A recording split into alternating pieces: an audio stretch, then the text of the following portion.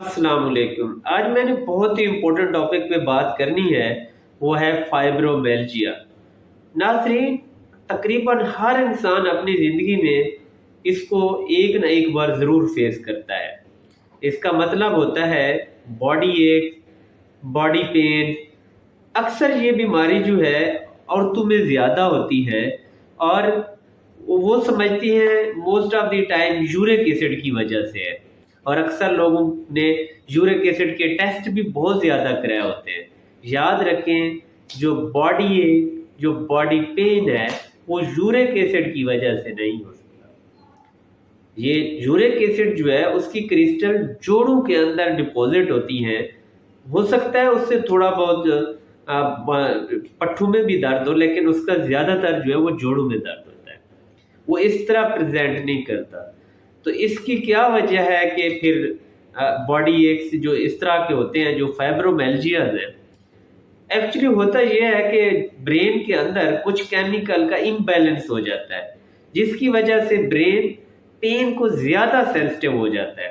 तो थोड़ा बहुत भी पेन होगा तो वो ज़्यादा परसीव करते हैं और उनको जो है हाथ थोड़ा सा लगे, टेंडरनेस भी बहुत ज़्यादा होती है।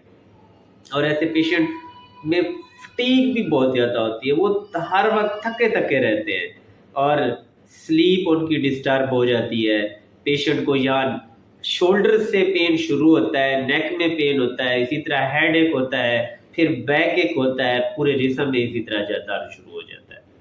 पेशेंट को आईबीएस भी होता है, यानी कि पेट के अंदर दर्द होना, कभी उल्टियाँ, कभी मोशन लग जाते हैं और कभी पेशेंट को जो है वो कब्ज़ हो जाती है।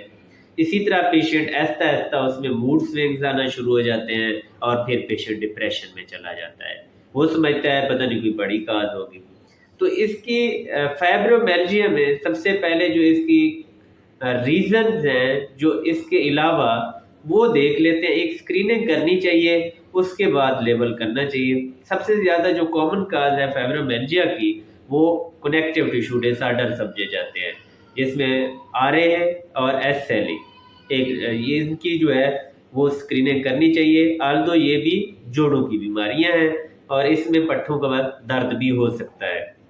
इसी तरह दूसरे नंबर पे मैं एंडोक्राइनल काजेज, जिसमें हाइपोथायराइडिज्म, डायबिटीज़ है, हाइपर पैराथायराइडिज्म है और ऑस्टियोमलेशिया। विटामिन डी की तो हर किसी को कमी है, हर बंदा विटामिन डी डेफिशिएंट है। और फिर मैं तीसरे नंबर पे इन्फेक्शन को रखूँगा, क्योंकि हेपेटाइटिस बी, सी, लाइम डिजीज़, ये इस तरह के क्रॉनिक इन्फेक्शन जो हैं, उनके अंदर भी फाइब्रोमेल्जिया बहुत ज़्यादा होते हैं। फिर न्यूरोलॉजिकल कंडीशंस हैं, जैसे मस्थीनिया ग्रेविस है, उसके अंदर भी फटीग होती है।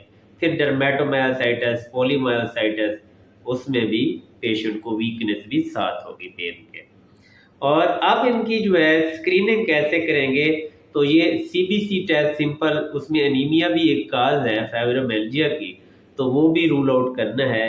फिर LFTs, RFTs, serum electrolyte, vitamin D level करा सकते हैं, RA factor, ANA, thyroid function test और बीएसआर, और फिर इन्फेक्शन की स्क्रीन। इस तरह आप स्क्रीनिंग करके ये याद रखें कि ये सारे टेस्ट नेगेटिव होंगे, फिर आप लेबल करेंगे फाइब्रोमेल्जिया। फाइब्रोमेल्जिया का ट्रीटमेंट है, कोई डेफिनेटिव ट्रीटमेंट नहीं है, क्योर नहीं है।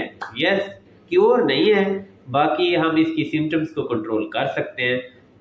Pharmacological, non pharmacological.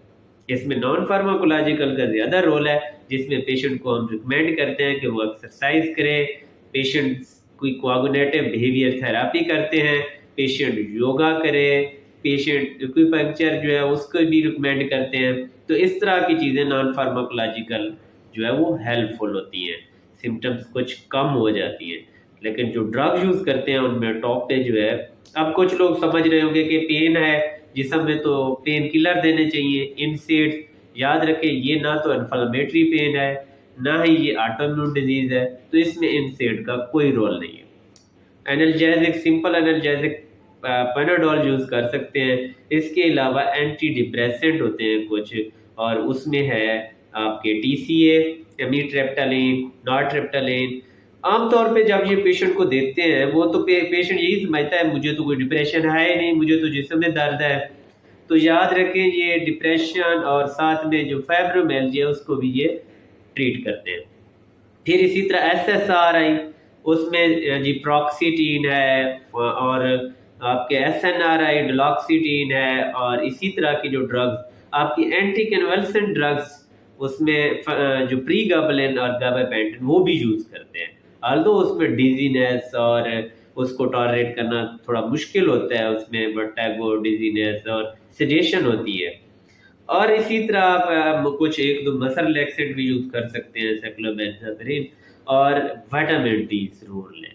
मैं तो हर किसी को कहूँगा कि विटामिन डी रिप्लेसमेंट लाजमी होनी चाहिए और विटामिन डी से काफ़ी का पेन जो है वो बेहतर हो जाए।